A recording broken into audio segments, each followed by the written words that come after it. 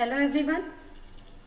In today's lecture, we shall cover the topic factors modifying the drug action. So, in the earlier lectures, we have seen under the pharmacodynamics that how exactly the drug produces the action, what are the different mechanisms which transduce that particular signal into the effects, and also we have covered the pharmacokinetics. Okay. No doubt we have seen that the knowledge of all these are also very important in selecting a particular drug. Okay. Depending upon the patient's condition or the requirement, you need to select an appropriate drug and in an appropriate manner in which it can be given. You need to select the regimen. So for that matter, you need to know about the pharmacokinetics as well as pharmacodynamics of that particular drug. So both these we have covered in detail. So how exactly the drug is handled by the body and how exactly the drug is producing its action, what alterations it is doing in the body. So all of these we have covered in detail. Now while prescribing a particular drug to a particular patient, it is not only important to know these pharmacokinetic or pharmacodynamic parameters, but you need to also select a appropriate dosage of that particular drug. Also, you need to know what are the different sources of variability in the drug response and in the pharmacokinetics. So many times we have seen that there are variations in the responses towards a particular drug. So a different person may respond to a particular drug in a different way. It's not necessary that every particular drug will show same amount of response in all the individuals, or it will have exactly the same pharmacokinetic parameters may measure the same in all the individuals. So everywhere at every step in pharmacokinetics and dynamics there may be variations which may take place. Okay, so you need to know what are those sources of variabilities, what are those factors which are responsible for the variation in the drug response and the pharmacokinetics of the drug. So also you need to know what exactly is the influence of the disease on the drug action, because you are using your drug to treat a particular condition, right? Mostly, and not always. That's what we have seen under the definition, that a drug is a substance which is not only used for treatment of a particular pathological condition or a disease or a disorder, but it can be used in the improvement of the health also.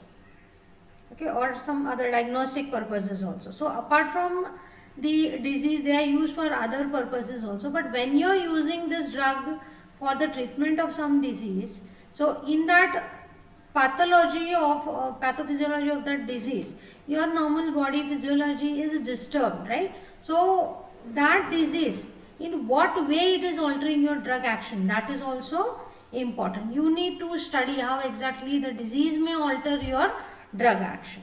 Okay, so in today's video we are going to consider the different factors which are modifying your drug action.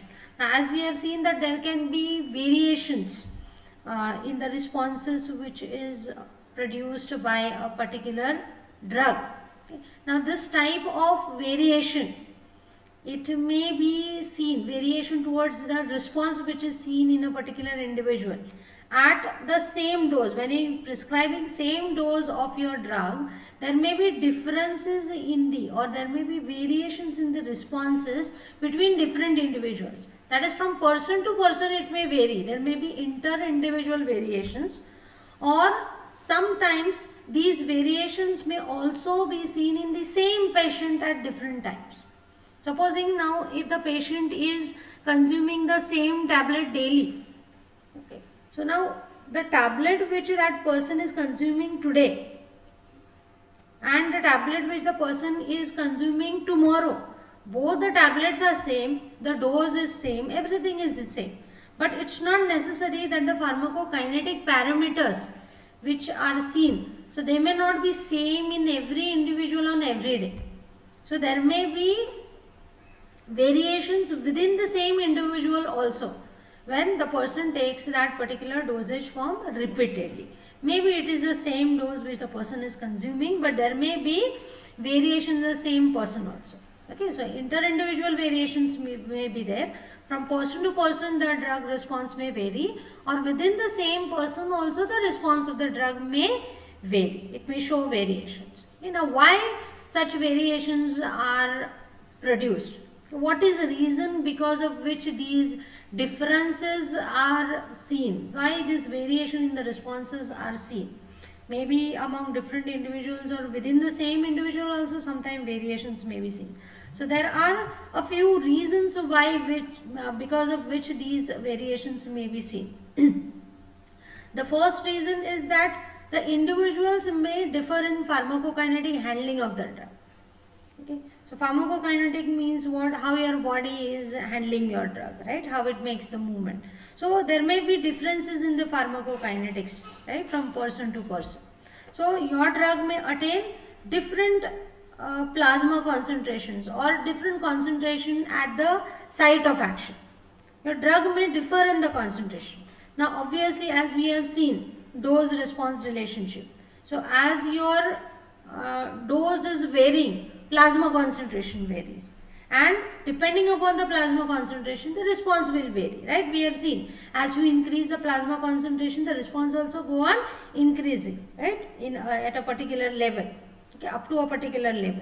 Okay, so it's a plasma concentration which may vary. So obviously when the plasma concentration is varying, the response which your drug is showing, that will also be variable. So it may be different, a different plasma concentration may be attained in different individuals, or maybe in the same individual also, in the same person also, in 2 different times the drug may attain different plasma concentrations. So there may be variations in the pharmacological responses which may be produced.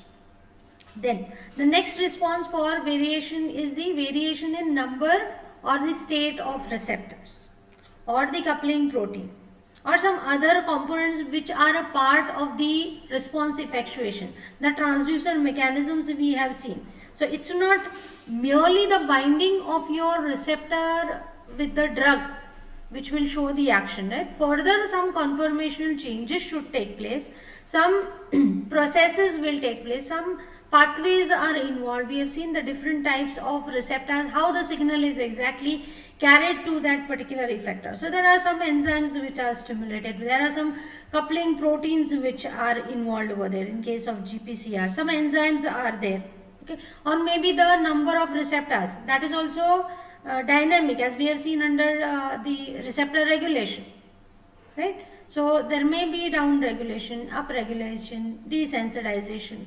Okay, so there may be variation in the number or state of your receptor, or the coupling proteins, or some other components of your transducer mechanism. So because of this, again, obviously the type of response or the amount of response which is seen, it may be variable. Okay. Then apart from this, variation may be seen in the neurogenic or hormonal tone. The neurons, the stimulation of the neurons or the neurotransmitters or the hormones, okay, their levels, they may be altered, or say concentration of some specific constituents in the body, they may be altered.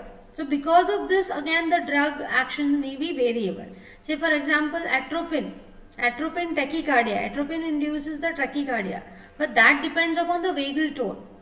Okay. Again, propranolol bradycardia, this depends upon the sympathetic tone in the body, normal sympathetic tone of the body. Captopril hypotension, captopril produces hypotension, decreases the blood pressure, but that again depends upon the body sodium state. So likewise, some physiological constituents, their levels, or some physiology, some functions of the body, normal functions of the body, when they are altered, again the drug actions may be variations which are caused in the drug action. This may be either done quantitatively or it can be qualitative change. Okay. Now let us see what exactly do you mean by quantitative modification of a drug action. So in this type of modification, there may be alteration in either the plasma concentration or the action of your drug. Okay, so we have seen that if there is any change in the plasma concentration, the response is also altered, right? Or if the transducer mechanisms, if the interactions of your drug and the transducer signaling pathway, if they are altered, so this also will alter the drug action, right? So either the plasma concentration and these actions may be increased or decreased. So action remains the same, only thing its pace is changed. Okay, either it will be increased or decreased. Now how you can bring it back to normal? You can merely bring it back to normal by just adjustment in the dosage. Okay, so here action can be regained to its normal level by changes in the dosage. You can adjust the dose, so accordingly it will alter the drug action to its normal. The next type of factors modifying drug actions includes qualitative change in your drug action.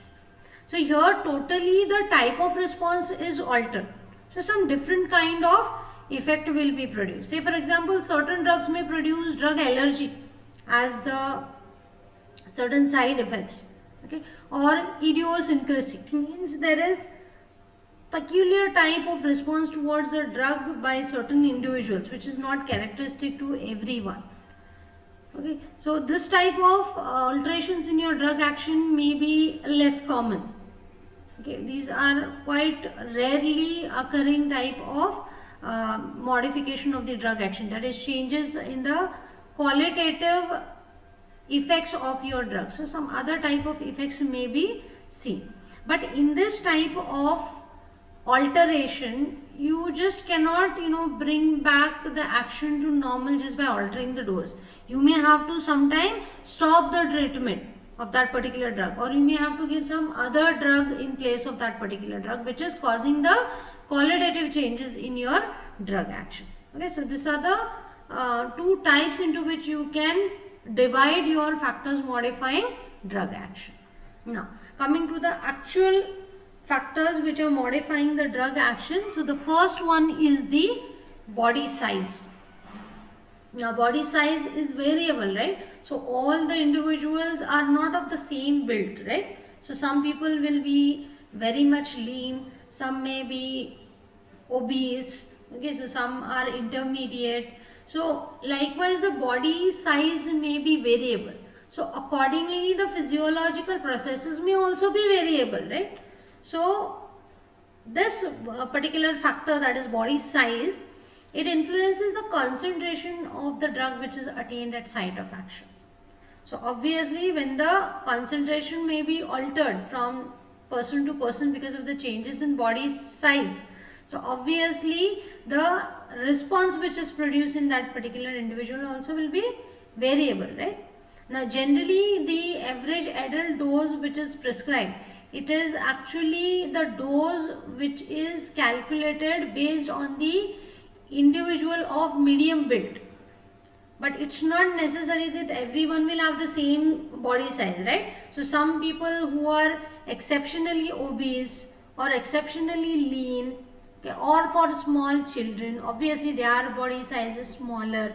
Okay, so you need to calculate the dose according to the body weight.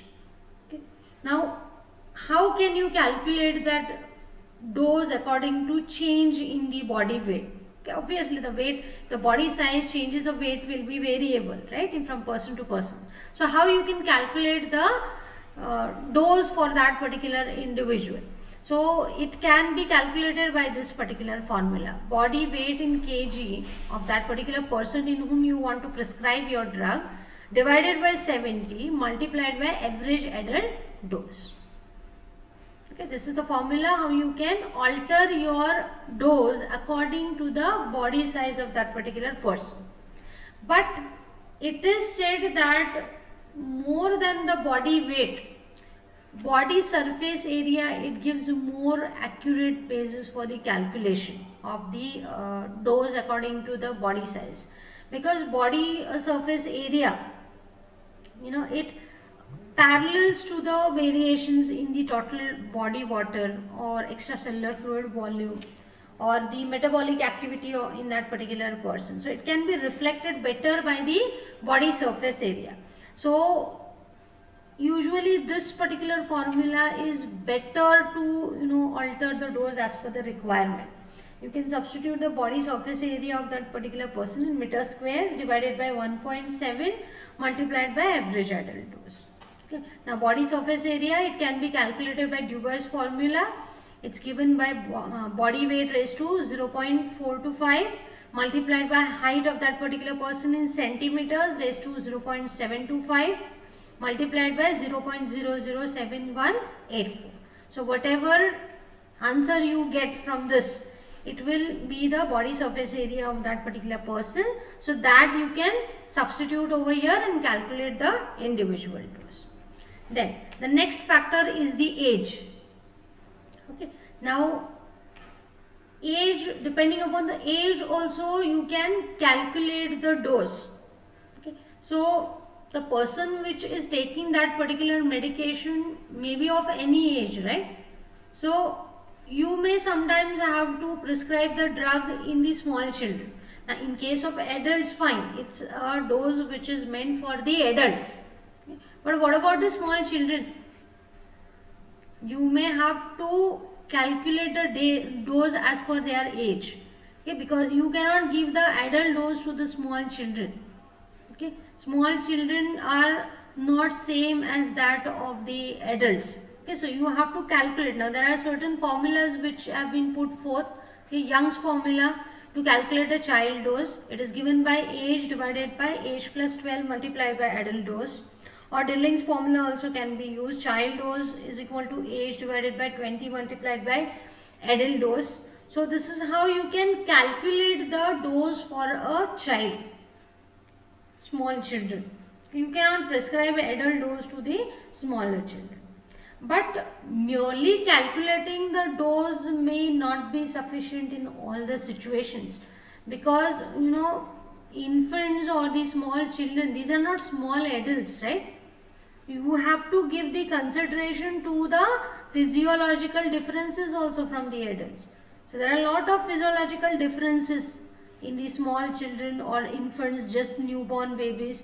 So you just cannot reduce the dose and give to that particular child or that particular infant. Okay. That's because the newborns, they have low GFR. Glomerular filtration rate is low in them. So the excretion of your drug will be affected.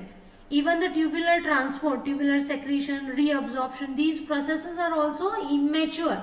They are not developed. So obviously it will alter the excretion of your drug, right? So it's different in the newborns. So as such, the T half-life of your drug, which is excreted by the glomerular filtration or the tubular secretion, this is prolonged by 3 to 5 times. So it will not get excreted out as fast as in case of adults. So this glomerular filtration, it reaches the adult rate by 5 months of age. Even this tubular secretion, it takes about 7 months time to mature. So just newborn babies, you cannot prescribe the dose exactly according to the adults, just based on their weight or something like that. You have to give due consideration to these physiological processes. Even the hepatic metabolizing system, this is also inadequate in the newborns.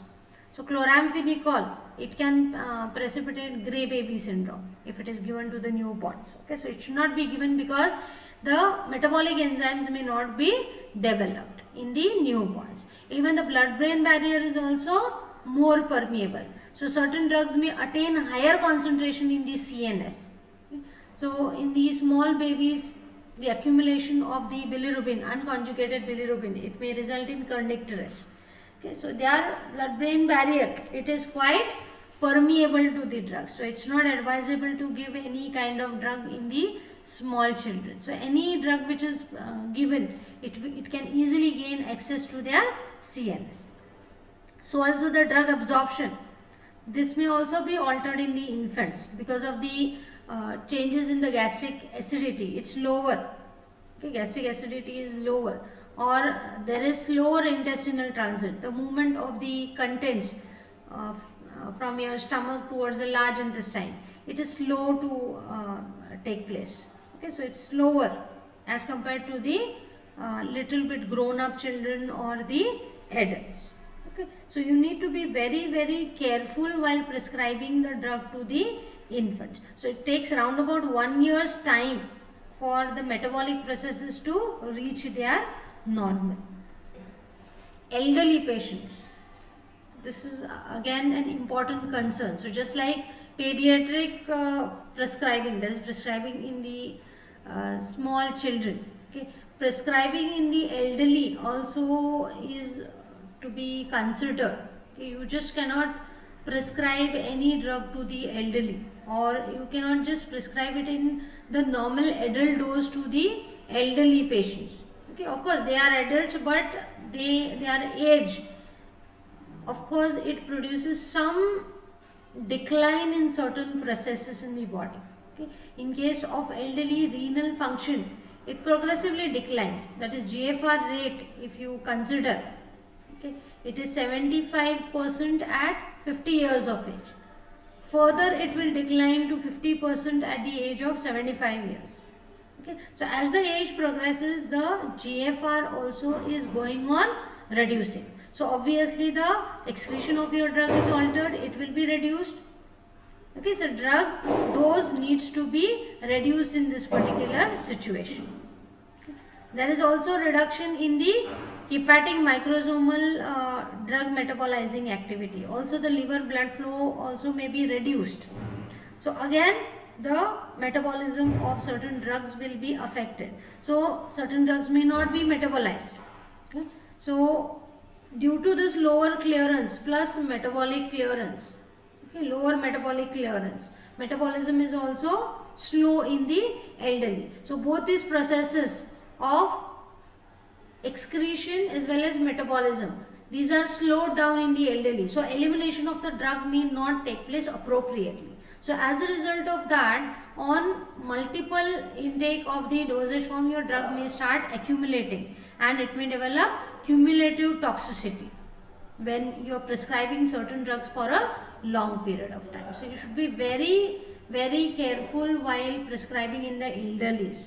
Okay, because drug may start accumulating.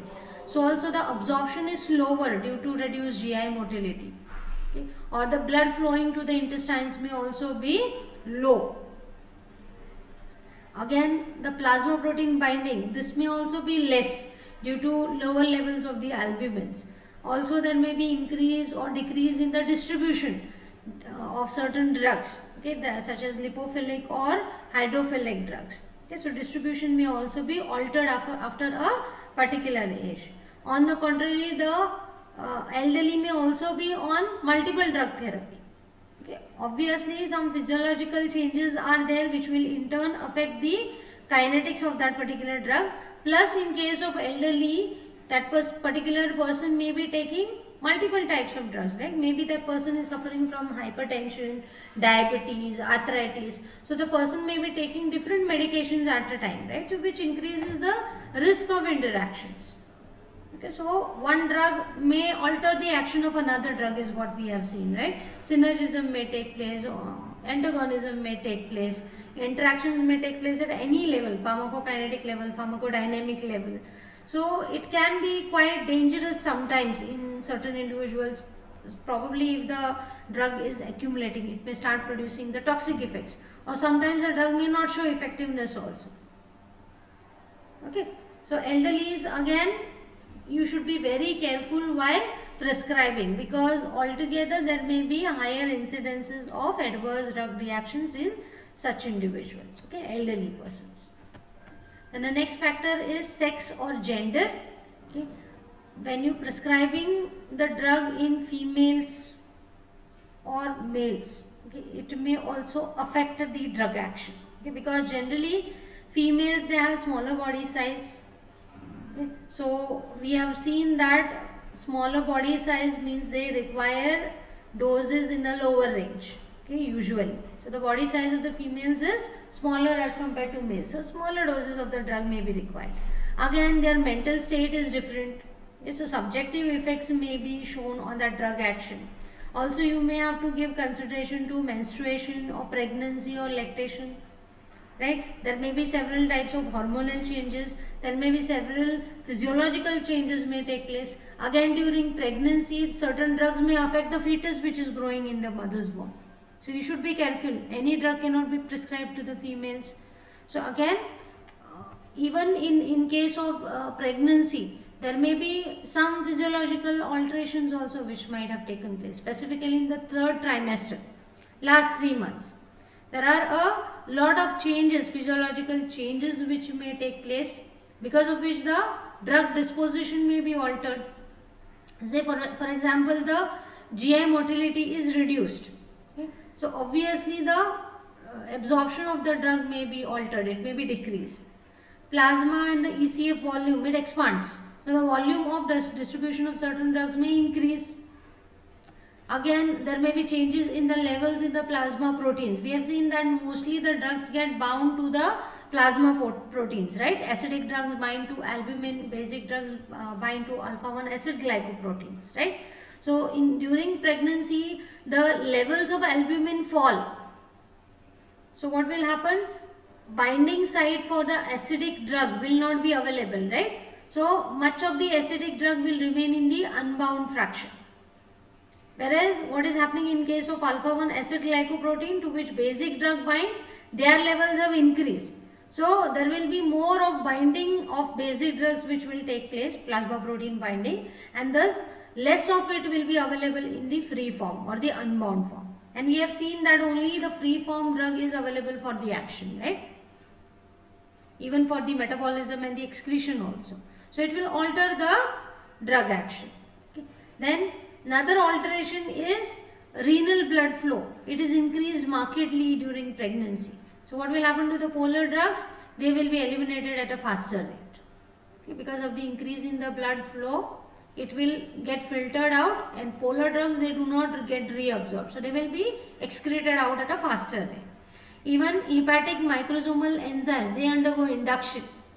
So their activity will be enhanced. So many drugs are metabolized at a faster rate. Okay, so these are some of the physiological changes which may alter the drug action, okay, in the females specifically. Next factor is the species and the race. So according to the species also the drug action may be variable. So certain species, they may not respond to a particular drug. They may not show any effect. Okay. So they respond to that particular drug in a different manner, okay, in different species. Say for example, rabbits. These are resistant to atropine, doesn't show any action. Okay. Rats and mice. These are resistant to digitalis, which is used in congestive heart failure. Then rats. These are more sensitive to curare than cats. Okay. Now, why is it important? Okay. Why are you concerned with the effects of your drug in the animals? Rabbits, rats, mice. Are you going to give them to the animals? No, you are going to prescribe it to human beings. So, why is it your concern? Now, that's important because whenever any drug is studied, whenever any drug is introduced, it is first administered to the animals. First the studies are carried out in the animals, and then the results are extrapolated to the men. After that, when they are found to be safe, they are then prescribed into the human beings. The trials are done. Okay, so the studies which are done in the experimental animals, these are the preclinical trials, and the ones which are done in the human beings are known as clinical trials. So any drug just cannot be brought into market. It needs to be studied, and it needs to be first studied in the animals. So if there are variations, obviously it will alter, because these rabbits are resistant to atropine, but human beings are not. So how will you extrapolate that particular effect? So totally it will alter your actions, right? Here sensitivity is changing. Okay, so your studies may be altered depending upon the species. Okay, so you need to select an appropriate species for study of a particular drug. That is also specified. Okay. Then next is the racial differences. Now within the human beings also, people belonging to different race, they may respond to your drug in a different manner. Say for example, blacks, they require higher, whereas Mongols, they require lower concentrations of atropine and ephedrine to dilate their pupils. Ephedrine and atropine, it produces pupillary dilatation. Okay. But the amount which is required to produce that action, it is variable depending upon the race. Okay. People belonging to different regions, they respond differently to your drug. Okay, so variation in the responses may be seen. Again, there are few cases of aplastic anemia with the use of chloramphenicol. Okay, so less number of cases of this adverse effect is seen with chloramphenicol in people who are living in India and Hong Kong as compared to those who are living in the western countries. They show higher incidences of this aplastic anemia. So depending upon the species or depending upon the variations in the race, again the drug actions may be altered. It may be variable. Then next factor is the genetics. The genetic makeup of the person is also important because there may be a lot of variation depending upon the genetic variation. Maybe 4 to 6 fold differences, variations in the drug action may be seen depending upon the changes in the genetics. Now, how do they affect the drug action? Why genetics will alter the drug action? That's because most of your biomolecules, they are protein in nature, right? So the main determinants of your drug action, okay, your drug response, these drug may interact with some biomolecules, right? And those are receptors. So receptors, we have seen that they are protein in nature. Mostly, not always. We have seen non-receptor mediated action also. Okay, so mostly the drug will bind to a particular receptor, and receptor will be protein in nature. It may interact with certain transporters or some enzymes or ion channels apart from the receptors. We have seen that they can interact with them. But all of these, they are protein in nature, right?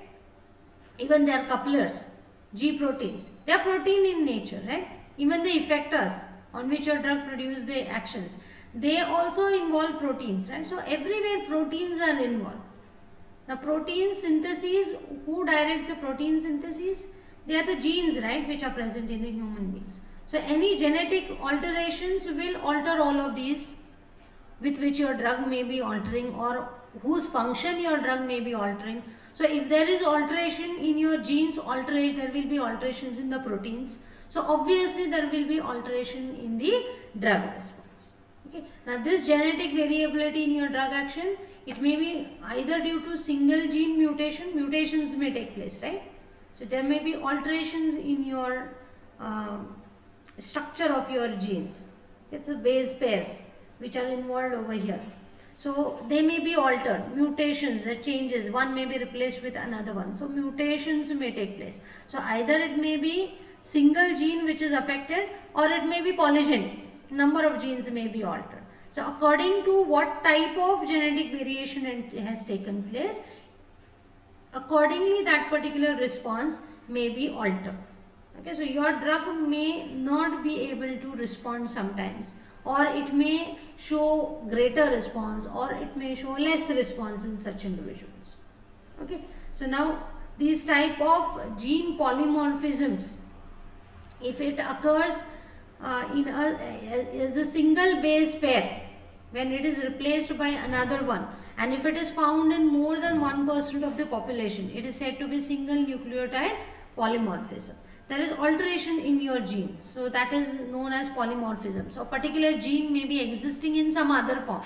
So obviously the proteins which are produced from this particular type of gene also will be altered. Now, there are two concepts known as pharmacogenetics and pharmacogenomics. Okay. Now, what exactly does pharmacogenetics involve? So, pharmacogenetics, it is the study of the genetic basis for variability in the drug response. So, this is particularly a branch which studies how exactly the genetic variations are responsible for changes in the drug response, how it will alter the drug response. Okay, so how exactly your genetics it influences your drug action, okay, or exactly how the drug is handled by the body. Okay, so there may be genetic changes may be responsible in pharmacodynamic alterations or pharmacokinetic alterations. So how exactly they are altered, what is the change which is taking place, that is studied in pharmacogenetics. Whereas pharmacogenomics, it is the branch which uses this genetic information to select a particular drug, to make a choice of a particular drug or the dose depending upon the individual. Now if a particular patient comes to you, so that genetic information of that particular person, it is utilized to make a choice of drug for that particular person or what dose is required in that particular individual, because the drug action may be altered depending upon the changes in the genetics, okay, because the changes in the genes will be responsible for changes in the protein. So obviously the drug action may also be altered. So you need to identify what exactly are the changes which have taken place, what genetic alteration has taken place and how it is altering the drug action, and accordingly knowing these alterations, you can select a particular drug for that particular person. Now these are some of the examples which are quoted over here. Atypical pseudocholinesterase. Okay, so this is a polymorphism which has taken place with the enzyme cholinesterase. So alterations in this enzyme results in prolonged succinylcholine apnea, because succinylcholine will not be metabolized properly. Or this example again we have seen under metabolism also. Changes in this enzyme N-acetyltransferase. So gene which is coding for this enzyme, if it is altered, polymorphism has taken place, it will result in changes in the rate with which that acetylation reaction is taking place. So there may be fast acetylators or slow acetylators depending upon how the enzyme is altered.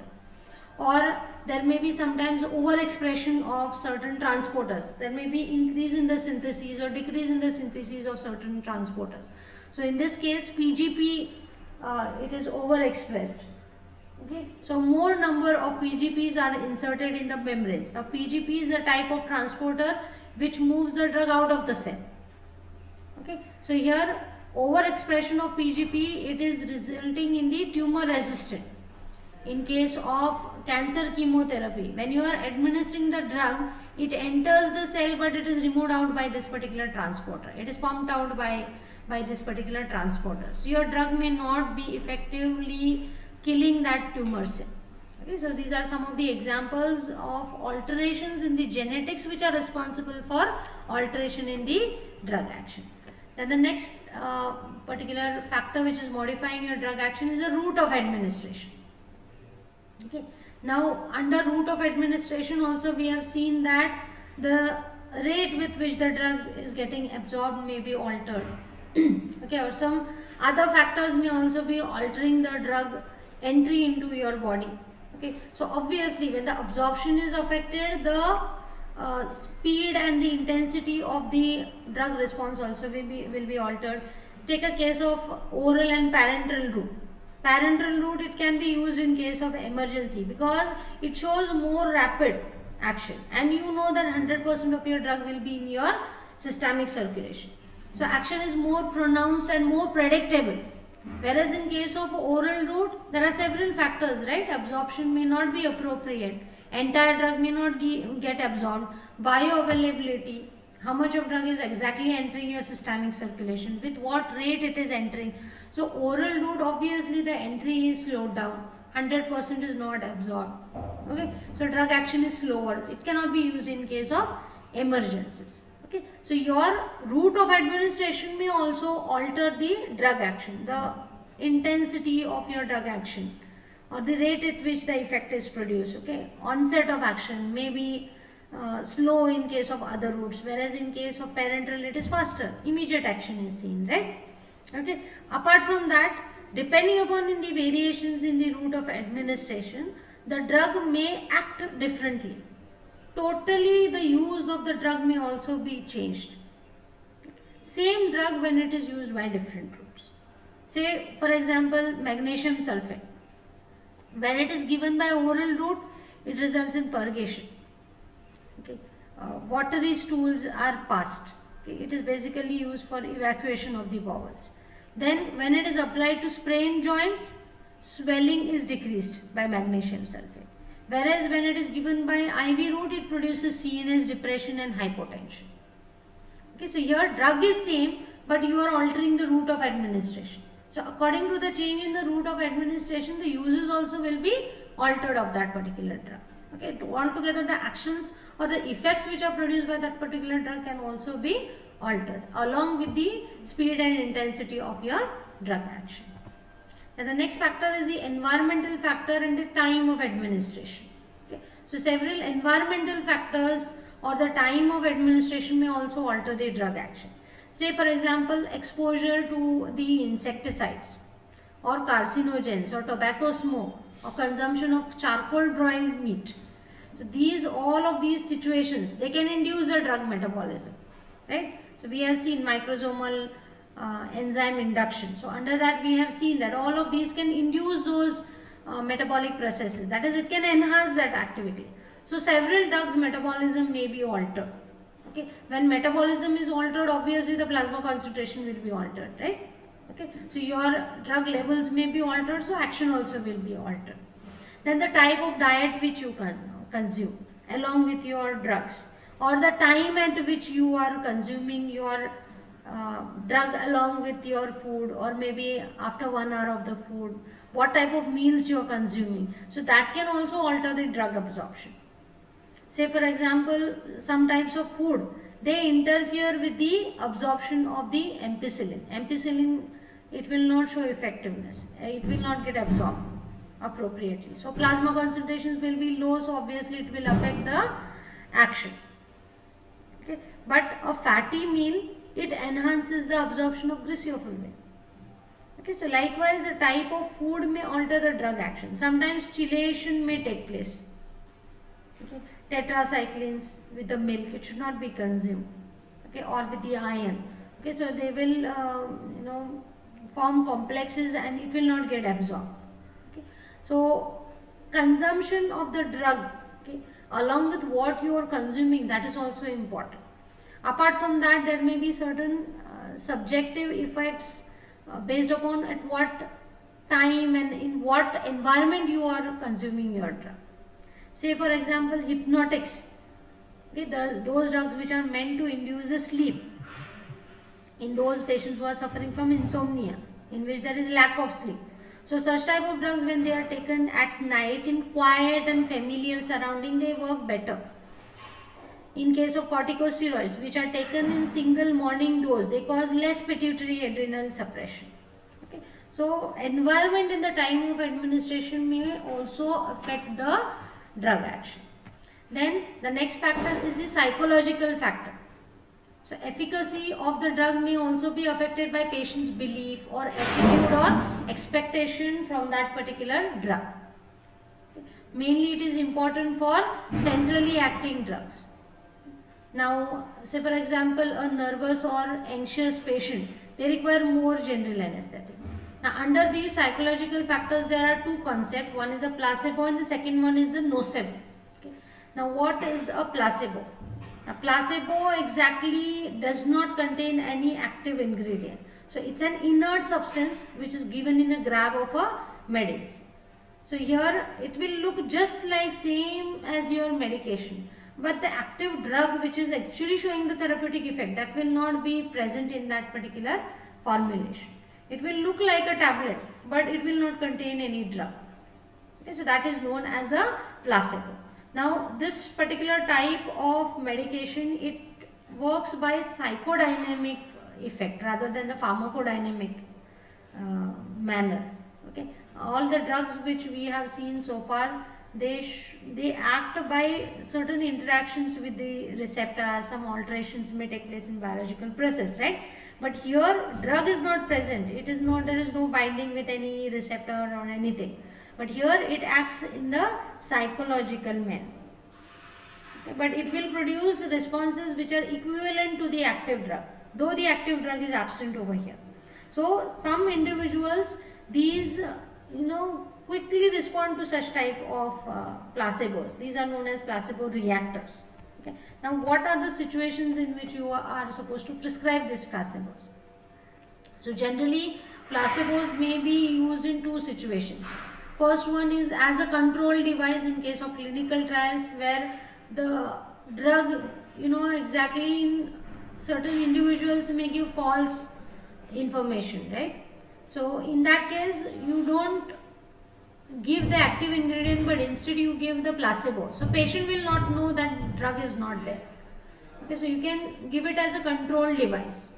Okay. Then next is to treat certain individuals who in the opinion of the physician do not require any active drug. There are certain individuals who simply want to take tablets. They feel that I will not feel better if I don't take a tablet. Even for small reasons like headache also, some people start taking tablets where exactly it may not be required. Okay. So they feel good only once they take the tablet. In such individuals placebo can be given. So they will feel that I have taken the medication when actually the medication was absent, but still it acts. It relieves that particular pathological situation, which may be minor of course, not major conditions. Okay. Now exactly this particular term placebo, it was derived from a Latin word meaning I shall please. Okay, that's the actual meaning of the placebo. Okay, so it's just a mental state of the person which is created that I have taken a medication and I'll feel good. Okay, so that's the meaning of placebo, exactly meaning of the placebo. So here they induce the psychological responses. Okay, so sometimes they can cause the release of endorphins in the brain. So that's how they cause the analgesia, relief of the pain. Okay. So they may, in other words, supplement your pharmacological effects of the active medication. Okay, so in the absence of active medication also, such type of drugs can act in the psychological manner. Okay. However, the disadvantages of use of this placebo is that there may be high variability in the effects which may be seen. Okay, so it's of limited use. It cannot be used in major setups. Okay, or the person who is suffering from major conditions or disease or disorder, you just can't go on giving placebo. So for minor cases you can give it. For those individuals who have that psychological thought that I need a medication for every particular situation. Okay. And generally the types of substances which are included in that formulation are lactose. So a lactose tablet will be formulated, or capsules, or instead of, in case of injection, distilled water is injected, okay, instead of the drug. Okay, so it may show the effects of course in such individuals. Then there is one more concept in case of psychological factors, that is nocebo. This is exactly opposite to that of placebo. Now what happens in the placebo, you are not giving any drug, but yet it shows the therapeutic improvement, right? But here it is exactly opposite. Okay, so this refers to the negative psychodynamic effect which is evoked. Now that's totally because of the pessimistic attitude of the patient, or maybe the patient has lost the faith in the medication or the physician. So sometimes the people feel that okay, I will not be cured by that medication which is prescribed by so and so doctor, or there are certain individuals maybe who are critically ill. Okay. So they may not want to live in certain situations if they are under depression or something like that. So even if you give very good quality medications also which are highly effective in that condition, still the patient will not respond to that particular medication. So that is known as the nocebo. Okay. So nocebo effect, it can oppose the therapeutic effect also of the active medication. Okay, so it's a psychological belief of that person which can even reverse the therapeutic effect of that particular drug. It will not show effectiveness in that particular individual. So that is nocebo. These are some of the factors. We shall continue with some more factors in the next lecture. So this is the reference.